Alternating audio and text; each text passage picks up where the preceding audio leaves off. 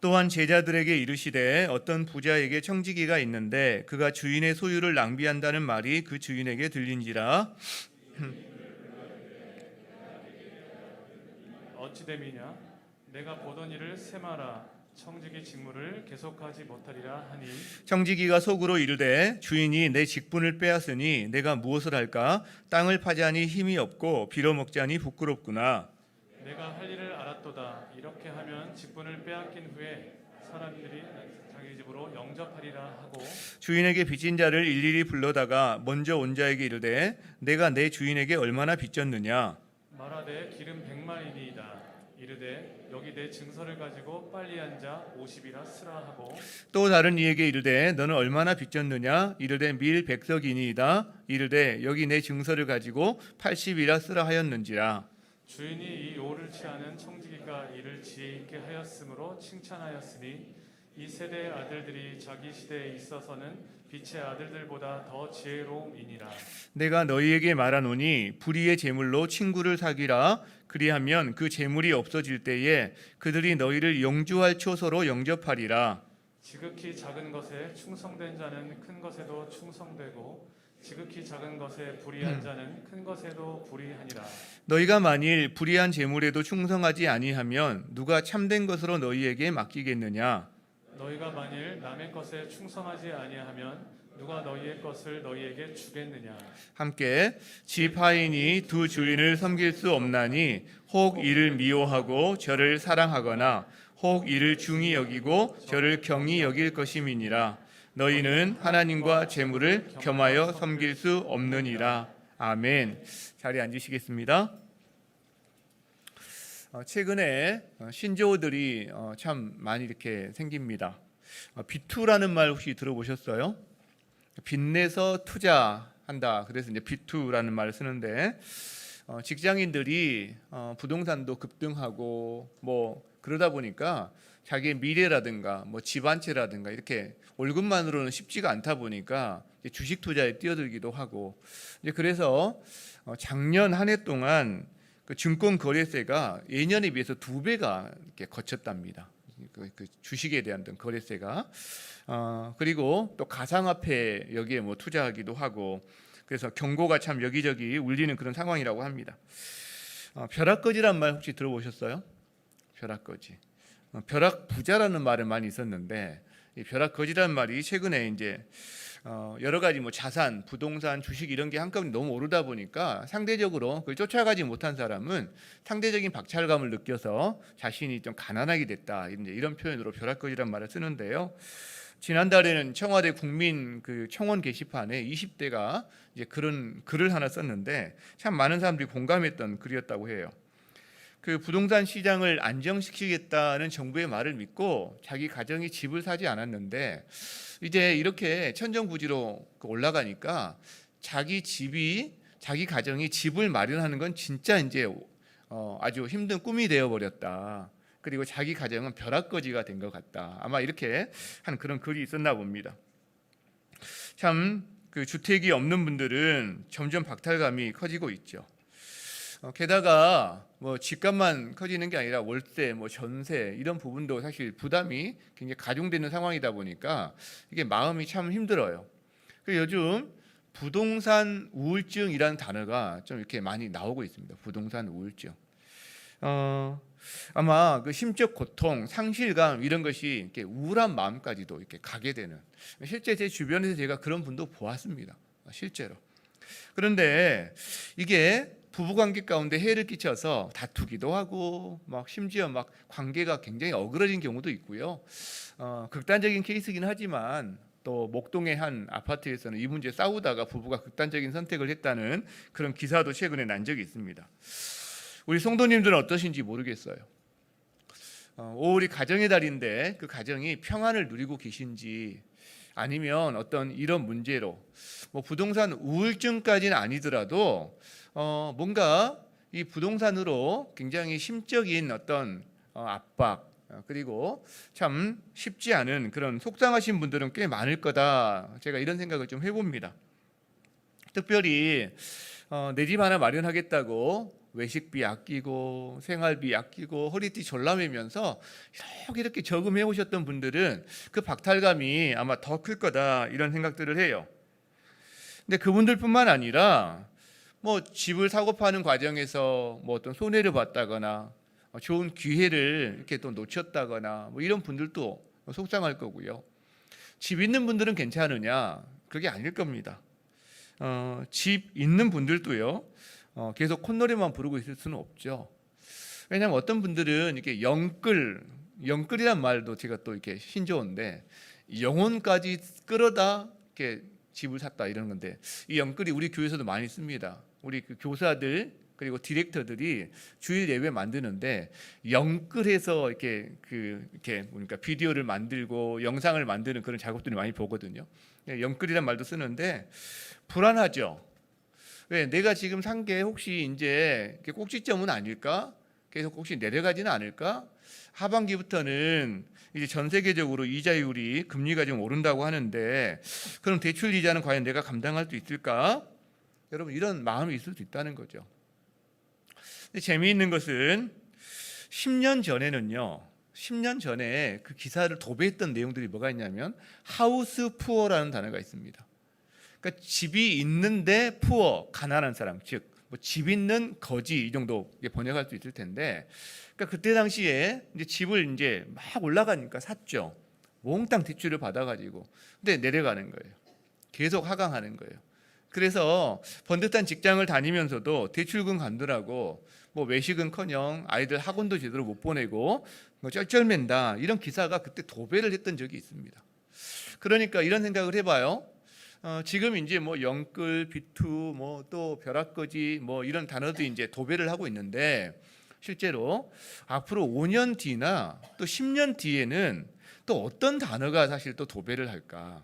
좀 달라질 수 있다. 뭐든지 달라질 수 있다. 이런 생각도 좀 해본다는 거죠. 어쨌든 우리가 이 사실을 통해서 알 수 있는 거는 참 돈이 최고로 여겨지는 시대를 우리가 살아가는 건 분명합니다. 돈이 어떻게 보면 하나님을 대체해버리기까지 하는 그런 시대를 우리가 살아가는 자본주의 시대의 한복판에 있다라는 거죠. 그래서 우리 성도들도 이 어떤 유행, 이 문화를 거슬러 산다는 게 사실은 쉽지가 않습니다.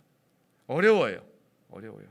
특별히 요즘같이 이렇게 뭐 부동산이라든가 막 주식이라든가 이게 막 정말 사람들 마음을 어지럽힌 시대에서 이 마음의 평강을 누리고 살아간다. 이건 쉽지 않지만 정말 귀하다라고 저는 생각합니다. 자, 그러면 그리스도인들은 이 부동산 우울증 같은 것을 이겨낼 수 있을까요? 어떻게 이겨낼 수 있을까요? 어떻게? 과연 성경에 열쇠가 있을까요? 사실 성경은 돈이나 재물에 대한 이야기를 진짜 많이 합니다. 왜냐하면 우리의 신앙이 가치관과 세계관의 변화인데 돈과 재물에 대한 변화까지 수반하거든요. 실제 나타나는 현장에서는 그걸로 보여지는 거거든요. 그러니까 돈 이야기를 많이 하고요. 예수님도 재물에 대해서 자주 가르치셨어요. 제가 우리 성도들에게 예수님께서 가르치신 내용들을 한번 나눴으면 좋겠다. 이 시대에 그런 마음이 있었는데 오늘 누가복음 16장에서 예수님이 제자들에게 해준 이야기가 있는데 그 이야기를 통해서 이걸 나누고자 합니다. 청지기 비유를 하나 해주세요. 청지기 비유. 근데 제목을 보통 사람들이 붙일 때 불의한 청지기 비유 이렇게 제목을 붙여요. 불의한 청지기 비유. 근데 이거 좀 어려워합니다. 왜냐하면 불의한 청지기 혹은 옳지 않은 청지기가 뭔가 옳지 않은 행동을 하는 것 같은데 주인은 칭찬을 해요. 그래서 사람들이 헷갈려합니다. 이게 왜 그럴까?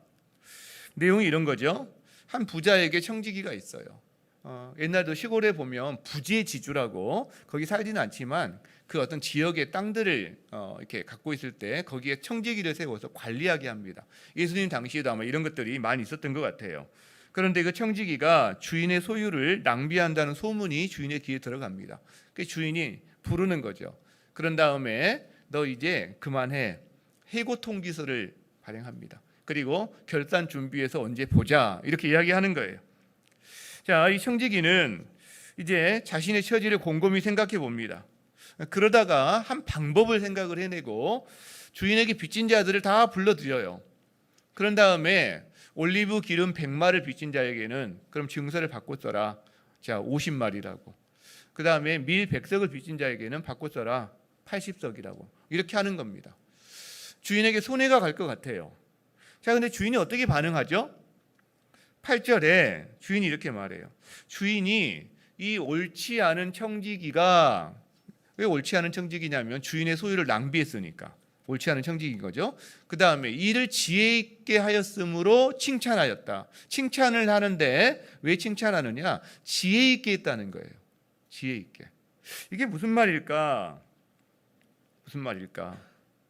자, 칭찬의 이유에 관련돼서 뭐 이런저런 이야기들이 많이 있지만 정말 중요한 이유 한 가지 있지만 우선 그 전에 배경적으로 이 칭찬이 가능한 이유가 그럴싸한 이유가 있습니다. 당시 역사적인 배경을 보면 청지기가 그 주인의 재산을 전체적으로 관리하고 증식하는 정권을 가진 사람이거든요. 근데 화폐 대용으로 쓰인 게 이 기름이에요. 그리고 이 쌀이에요. 우리는 밀, 여기 밀이라고 되어 있지만 쌀 같은 거죠.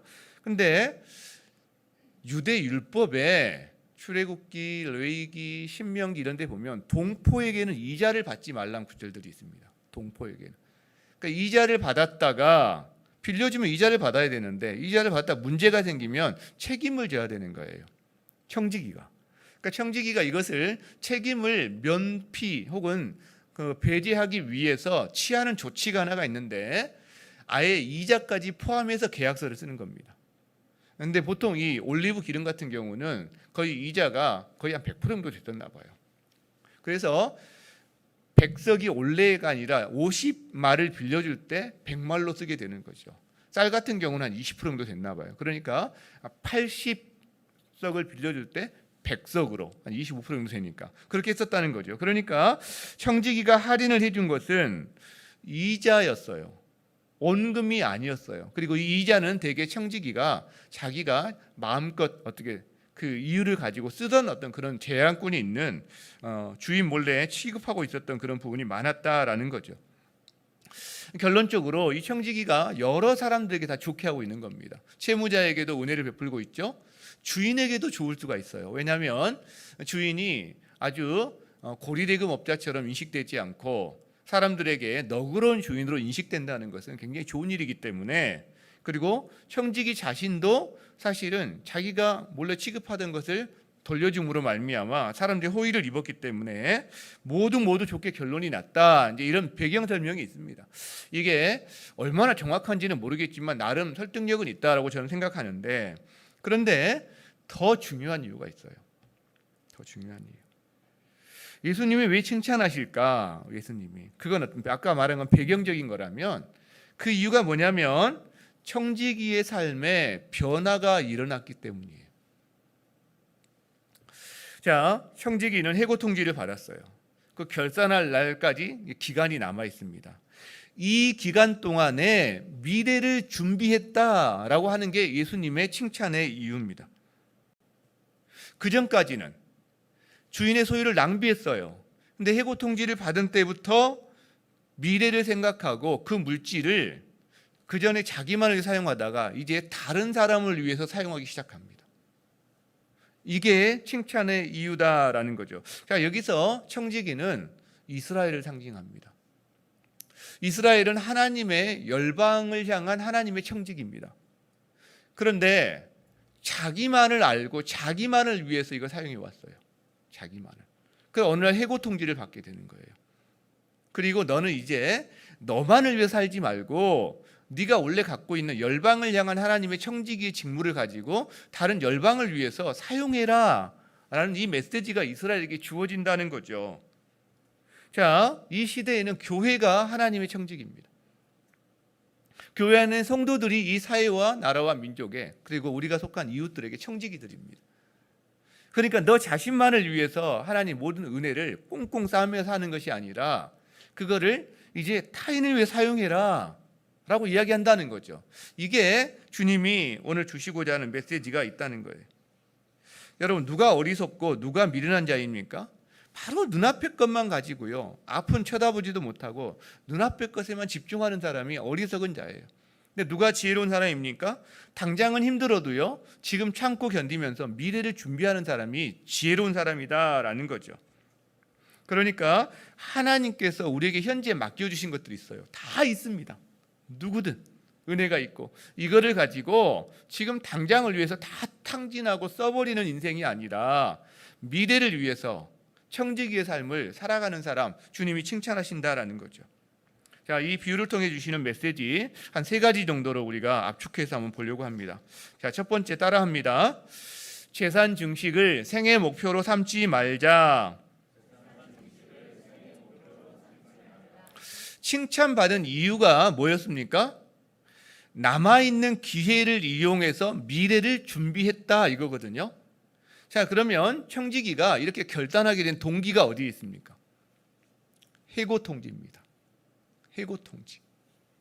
자, 해고통지를 받는 순간 청지기가 깨달은 게 2가지가 있어요. 하나는요, 내가 주인이 아니구나라는 거예요. 내가 청지기구나라는 것을 깨닫습니다.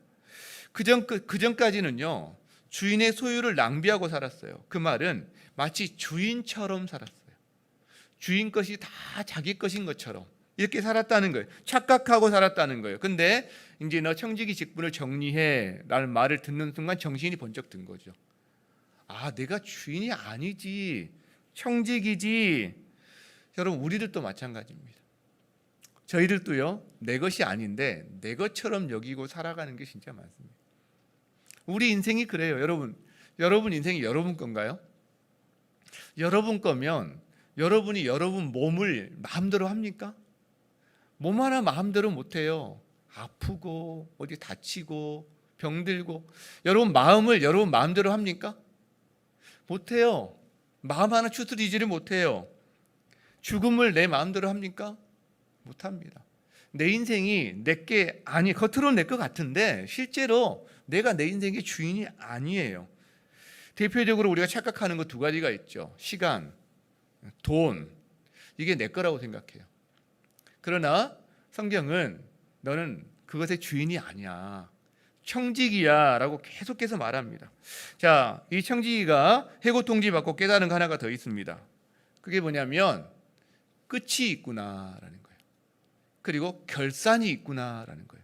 끝이 있고 그 끝에 결산을 해야 되는구나라는 거예요. 자, 우리들도 좀 마찬가지입니다. 우리는요, 마치 영원히 살 것처럼 생각합니다.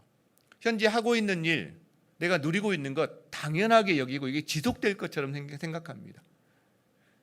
근데 그렇지 않아요. 그렇지 않아요. 우리는 자신의 마지막을 예측하면서 준비하는 사람이 의외로 드뭅니다. 우리 인생에 결산을 해야 한다는 생각을 드뭅니다. 근데 그리스도인들은 이걸 알고 있는 사람들이죠. 알고 있는.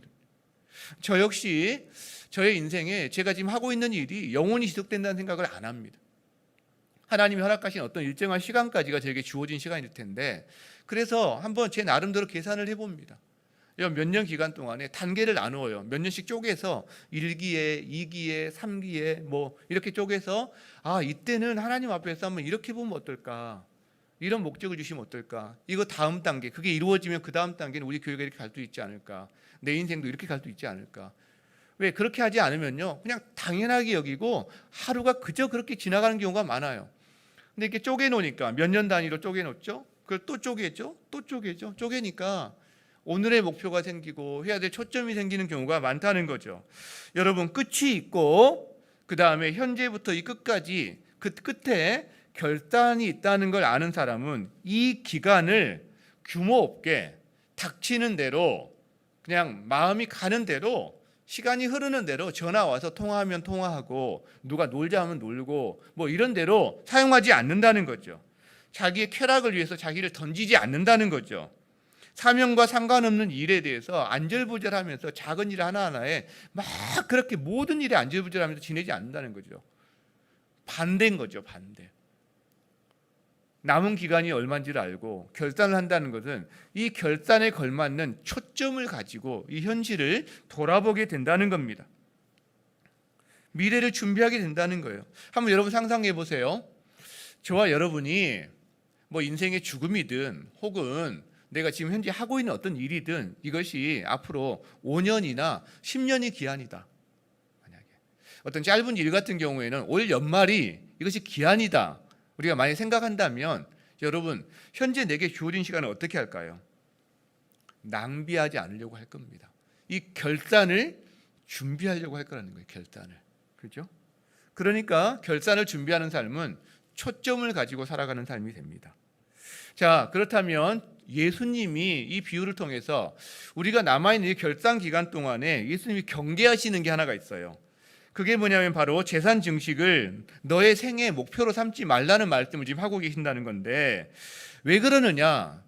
우리는요, 욕망을 소비하는 시대를 살아갑니다. 그리고 사람들의 대부분의 관심은 재산 증식이에요. 이 시대, 자본주의 시대, 이게 어마어마합니다. 이 교회 안에 이 물결이 흘러 넘쳐 들어와요. 실제로 교회 안에도 이 영향력이 정말 큽니다. 우리가 자유로운 사람이 없어요. 서울에 한 건강하게 알려진, 꽤 건강한 교회죠. 건강하게 알려진 교회에 다니는 한 자매가 있는데, 그 자매에게 제가 어떤 이야기 들은 게 있는데요. 이 자매가 우리 같으면 목장 소그룹에 나갑니다. 근데 소그룹을 못 나가겠다는 이야기를 하는 거예요. 소그룹을 못 나가겠다. 왜 그러느냐 들어봤더니, 그 소그룹에서 모여서 하는 이야기가, 그 자매가 모인 것은 지역상 뭔가 좀 가지신 분들이 대부분인가 봐요. 어떤 게 거기에 계신 분들이. 근데 이분들이 만나기만 하면 소그룹이 하는 이야기가 아파트 투자 이야기, 부동산 투기 이야기, 뭐 어떤 땅 투자, 이런 이야기가 대부분이라는 거예요. 아니, 이분들은 그렇게 부족함이 별로 없으신 분들인데 어떻게 더 많이 가지려고 저렇게 혈안이 되었는지 모르겠다, 이런 말을 하는 거예요. 여러분, 그 한 소그룹, 그 소그룹만 그러기를 진심으로 저는 바라요. 그 소그룹만. 다른 데는 다 괜찮고 거기만. 그런데 그렇지 않을 가능성이 높습니다. 제가 얼마 전에 한번 이렇게 바람을 쐬러 야외에 있는 카페에 가서 책도 좀 보고 그런 시간을 보낸 적이 있어요. 그런데 저와 떨어진 어떤 한 지역에서 어떤 그 아주머니들이 이야기를 하고 있었는데, 이분들이 하는 이야기 내용이 다 그거예요. 어디 땅 이야기, 어디 아파트 이야기.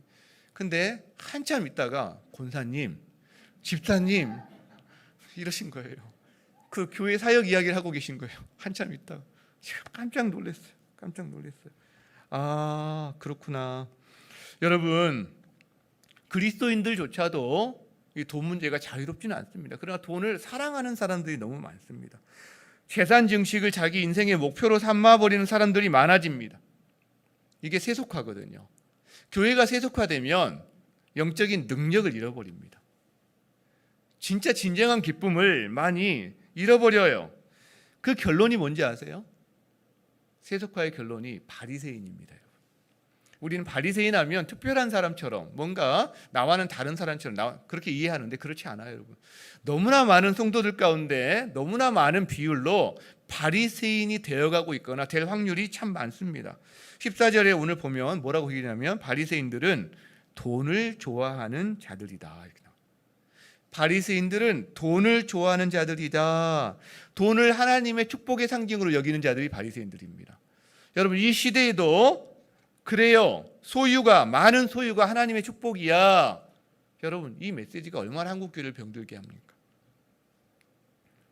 소유가 하나님의 축복이 아닌 건 아닙니다. 그러나 하나님이 많이 주시기도 하고요, 때로는 결핍을 허용하시기도 하는 거거든요.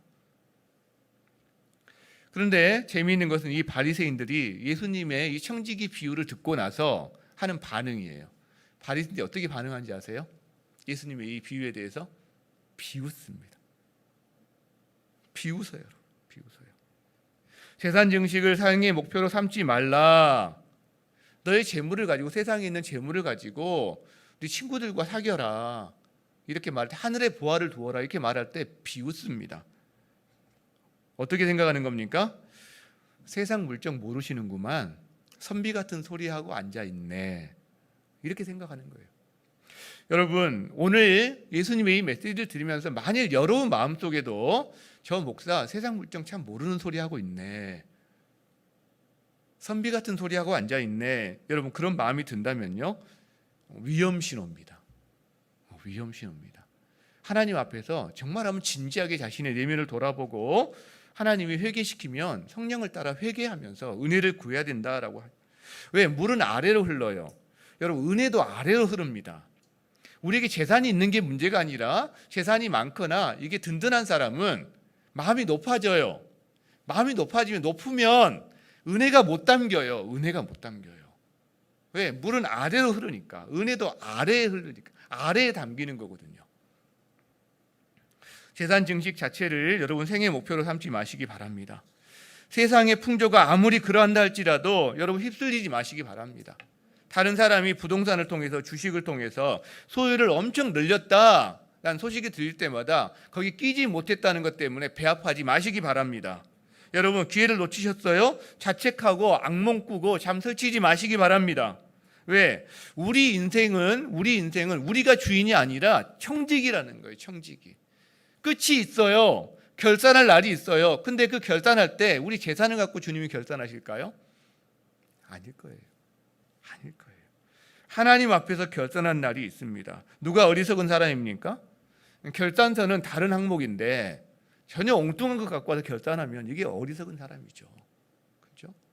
하나님이 앞에서 하나님이 원하시는 그 부분을 결산해야죠. 그런데 하나님 풍성하신 분이세요. 이 땅에서 우리가 막 너 거지처럼 살아라 이게 하나님 마음이 아닙니다. 누리고 하나님의 풍성함을 누리되 하나님과 동행하면서 누리기를 원하시는 거죠. 그 은혜가 여러분 삶에 가득하기를 주의 이름으로 축복합니다. 이 비유를 통해 주시는 메시지 두 번째 따라합니다. 재물을 다른 사람을 위해 사용하라. 예수님의 이 청지기 비유의 핵심이 무엇일까? 핵심이. 비유에는 항상 초점과 핵심이 있습니다. 말하고자 하는 어떤 의도가 있다는 거죠. 자, 그 의도는 말한 사람이 드러내주면 가장 잘 드러납니다. 오늘 여기서는 9절에 그 내용이 드러나요. 9절에 예수님이 이렇게 말씀하십니다. 내가 너희에게 말하노니, 그 앞에 청지기 비유를 하신 다음에 불의의 재물로 친구를 사겨라 이렇게 말합니다. 여기서 불의의 재물은 뭔가 막 그 이상한 방법으로 나쁜 방법으로 얻은 재물 이런 의미가 아니고 현대어 성경에 보면 세상 재물 이런 표현입니다. 세상 재물. 영어도 worldly wealth 그럽니다. 그러니까 세상에 있는 재물 다르게 말하면 현재 우리가 갖고 있는 모든 겁니다. 지금 재물에 대한 이야기를 하기 때문에 재물만 이야기하지만 여기에는 시간, 우리의 에너지, 우리의 열정, 가진 것 모든 게 포함이 되는데 오늘 재물로 한정해서 이야기합니다. 그러니까 세상에 있는 재물, 네가 가진 재물로 친구를 사귀어라. 그러면 그 재물이 없어질 때 그들이 너희를 영주할 초소로 영접하리라. 이렇게 이야기한다는 거예요.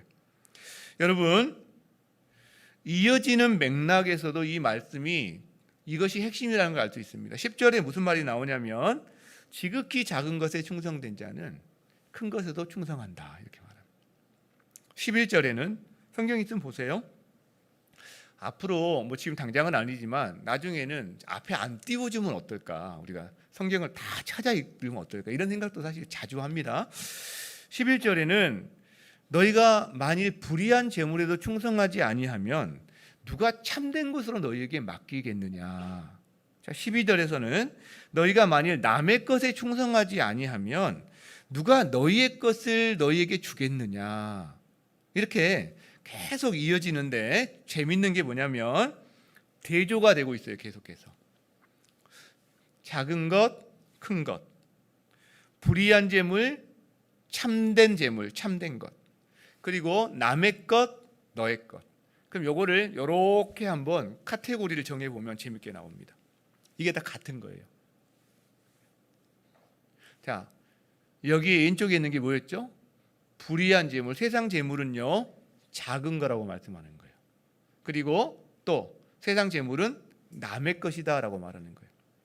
이 반대편에 참된 것은 하늘 보화겠죠. 주님께서 하신 말씀이 하늘 보화, 참된 것은 큰 거다라고 이야기합니다.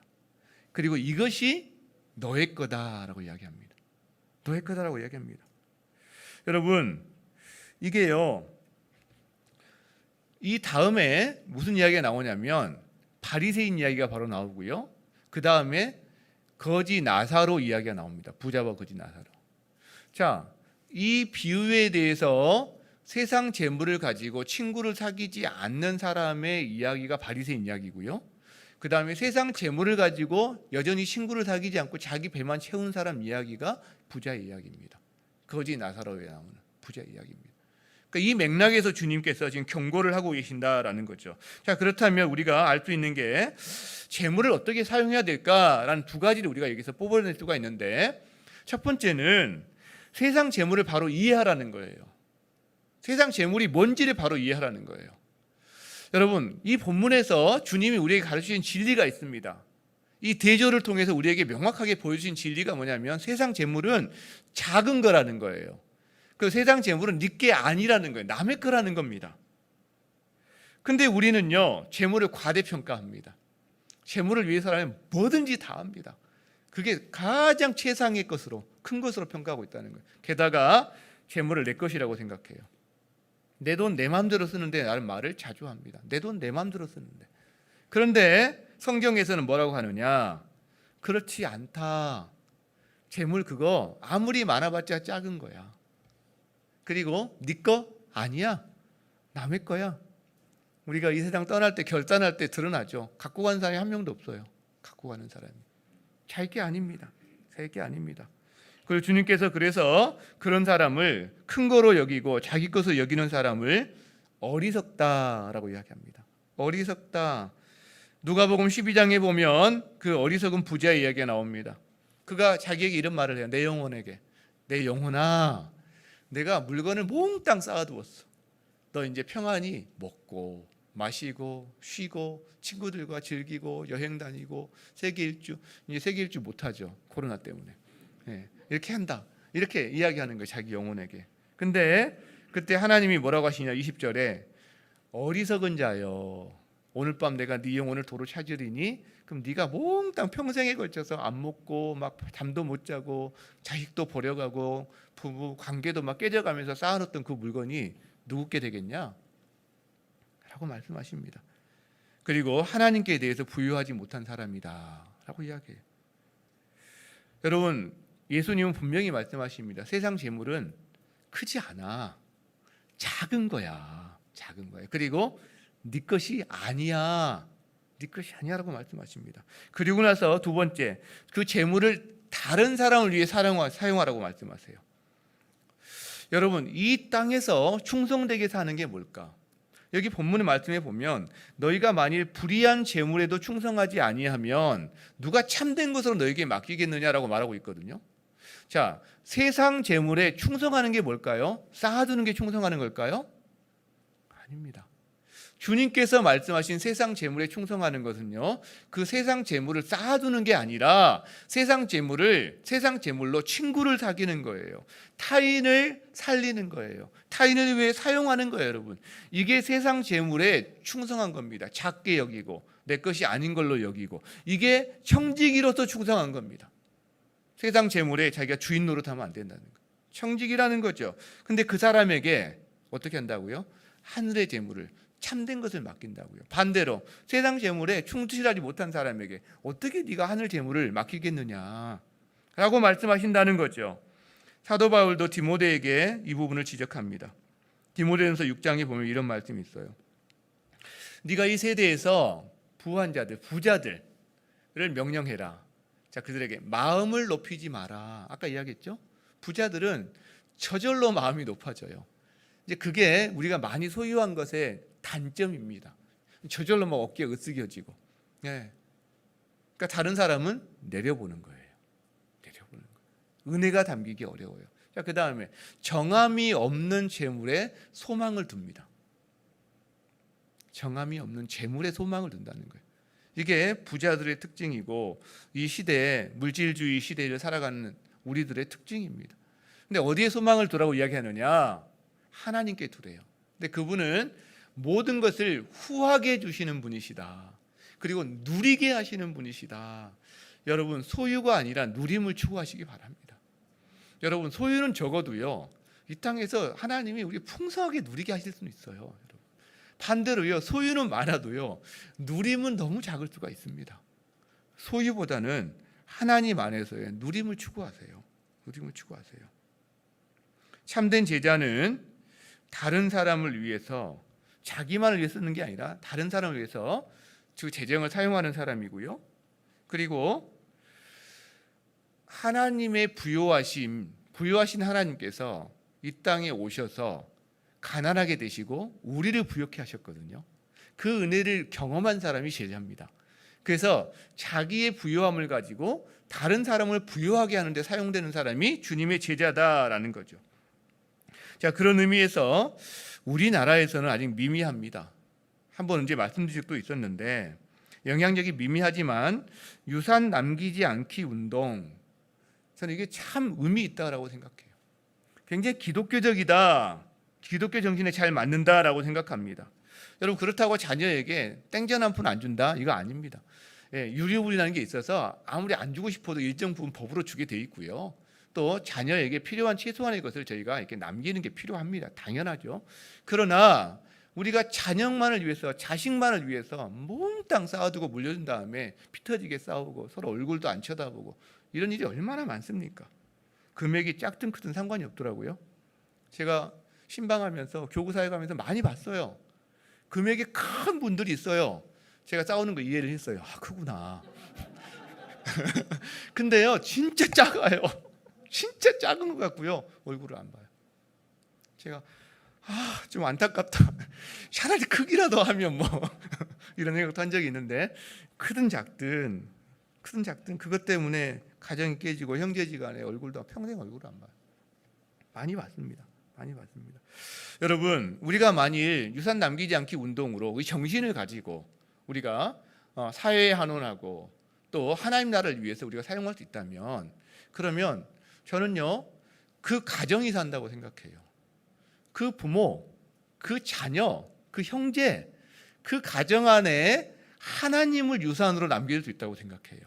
그리고 영향력이 펼쳐져 가겠죠. 이 사회에 금수저, 흙수저, 가난의 대물림, 부의 대물림, 어떤 이런 단어가 익숙한 시대 가운데 이게 그리스도인은 다르구나라는 게 드러나겠죠. 근데 그 영향력은 두 번째, 세 번째니까 저리 치워두더라도 그 가정에게 좋다고 생각해요. 여러분, 자식에게 재산 물려줘서 역경을 최소화해 주려는 것, 이게 그 자녀의 실패의 권리를 뺏은 거라고 이야기했잖아요. 그렇죠? 이don 장로님 그 이야기 우리가 지난주에 했는데 저는 그거 자주 생각합니다. 그 부모가 썼다는 편지, 내 조상의 하나님이 너를 도우시리라. 제가 우리 자식한테 물릴 수 있는 것도 이거밖에 없는 것 같아요. 제가 물려줄 게 없거든요, 사실. 책을 좀 가져가려나? 근데 뭐 책은 별로 안 가져갈 것 같고, 제가 물려줄 수 있는 게 내 조상의 하나님이 너를 도우시리라, 이거밖에 제가 물려줄 게 없는 것 같아요. 그러나 저는 그렇게 믿습니다. 부모의 재산이 아니라 부모로부터 이 하나님을 물려받은 사람이 진짜 유산을 물려받은 사람이다, 저는 믿어요. 여러분, 저는 그런 의미에서 우리 교회가요, 유산을 좀 물려줬으면 좋겠어요. 이 죽전의 다음 세대들에게 유산을 좀 물려줬으면 좋겠어요. 죽전의 다음 세대들의 생명을 위해서 그들을 살리는 일에 우리가 좀 올인했으면 좋겠어요.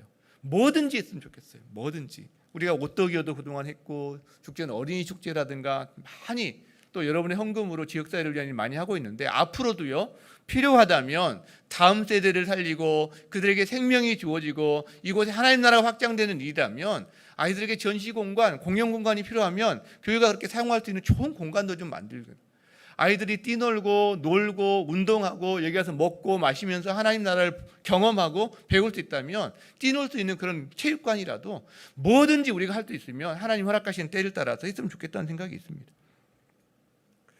주님은 말씀하세요.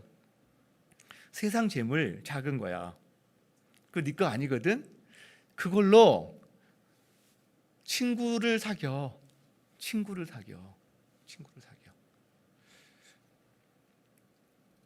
우리는 주님의 제자입니다. 머리에 저장하는 게 제자가 아니라 그 말씀으로 순종하고 살아내는 게 제자죠. 이 말씀을 여러분의 가슴으로 받고 여러분의 손발로 살아낼 때 이 말씀의 은혜를 실제로 경험하는 그런 삶이 여러분 삶에 펼쳐지기를 주의 이름으로 축원합니다. 하나 더 있습니다. 이 비유를 통해 주신 메시지 따라합니다. 하나님과 재물을 겸하여 섬길 수 없다. 자, 이 비유를 누구에게 말을 하고 있냐? 1절을 보면 제자들에게 이야기를 하고 있어요. 제자들. 근데 14절에 보면 바리새인들도 이 비유를 들었어요. 같이 이야기하고 있는 거죠. 자, 그렇다면 제자들에게는 무슨 의도로 말을 하고 있을까요? 제자들에게는 너희들에게는 이 재물, 제가 이야기했죠. 재물뿐만이 아니다. 사실 시간과 에너지와 열정 모든 게 포함된 거지만 이 재물에 대한 청지기적인 사명이 너에게 있어라는 이야기를 하고 있는 거죠. 제자들에게. 근데 바리새인들에게는요. 이게 어떻게 들릴까요? 너희에게는 너희가 청지기적인 사명을 버렸기 때문에 너 해고 통고해. 해고 통지야. 라는 게 이 메시지 안에 있는 거예요. 해고 통지해. 그러니까 그들은 너 해고 통지 받았고 이제 결산 날까지 기간이 조금 남았거든. 이 기간 동안 최후로 남은 이 기간을 이용해서 너의 진짜 미래를 준비해라 라고 경고하시는 거예요. 여러분, 저희들에게 이 두 가지가 다 있다고 생각합니다. 하나는 우리에게 우리는 청지기적인 사명이 있는 거구나. 내 인생에 대해서, 내 재물에 대해서 내가 주인이 아니라 청지기로 살아야 되는 거구나 라는 어떤 인식 하나. 또 동시에 내가 그렇게 살아왔나? 어떻게 살아야 되지? 돌아보는 것 하나. 이것이 우리에게 주시는 하나님의 메시지다라고 생각해요. 주님께서 이렇게 말씀하십니다. 13절에 하인은 두 주인을 섬길 수 없다. 그죠? 청지기도 그렇겠죠? 자, 혹 이를 미워하고 저를 사랑하거나 이를 중히 여기고 저를 경히 여길 것이기 때문이다. 그러면서 하나님과 재물을 겸해서 섬길 수 없다. 이렇게 말씀합니다. 그리스도인이라면 여러분 돈만 섬기는 사람은 없을 거예요. 돈만 섬기는 없을 거예요. 그러나 겸하여 섬길 위험은 참 많습니다. 겸해서 섬길 수 있는 위험성은 많다는 거죠. 자, 그러면 겸해서 섬기면 하나님을 경히 여기게 된다는 거예요. 경히 여기게 된다는 겁니다. 여러분, 우리는 실제로 돈이 하나님을 대체하는 시대를 살아가고 있거든요. 돈이면 다 된다는 세대에 살고 있어요. 안전, 보호, 명예, 권력까지 돈이면 다 되는 그런 시대를 우리가 살아갑니다.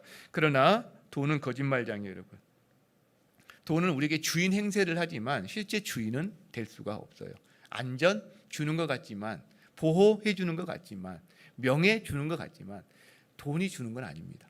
하나님만이 주세요. 하나님만이 주세요. 돈이 하나님 노릇을 교묘하게 해내면서 사람들을 자기에게로 끄는 거죠. 그래서 이제 우상이 되는 겁니다. 여러분, 그런 의미에서 본다면 저희에게 리트머스 시험지가 있는데 11조가 어떻게 보면 리트머스 시험지가 될 수 있습니다. 내가 재물의 주인이 난지 하나님인지 이게 11조가 리트머스 시험지가 됩니다. 내가 다른 사람을 위해서 내 재물을 사용할 수 있는지 없는지가 이 11조가 기초가 됩니다. 이거 안 하면서 다른 사람을 사용할 수 있는 사람이 있을까요? 글쎄요. 어려울 겁니다.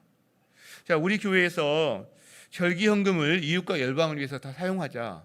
어떻게 보면 각 가정 성도분들의 11조와 같은 개념으로 우리가 하나님이 이 교회의 주인이시고 우리 재물의 주인이시다라는 것을 의도적으로 우리가 계속 훈련하는 것이라고 저는 생각해요. 이걸 통해 하나님 기뻐하시고 많은 일을 행하고 계시잖아요. 우리가 코로나 기간에도 성도분들이 그 어느 해보다 많이 이 절기헌금들을 해주셔서 우리가 그동안 사역한 거 여러분이 다 알고 계세요. 사실은 작년에 코로나 기간 동안에 대구 경북 지역 위로 사역도 진행했고 현암로 소상공인 사역도 지역했고 죽전에 사랑의 또 병원비 지원이라든가 또 사랑의 온열 매트, 구례 수재민들을 위한 사랑의 온열 매트 많이 지원했고요. 멕시코도 우리가 참 마음을 담아서 기도하며 지원했습니다.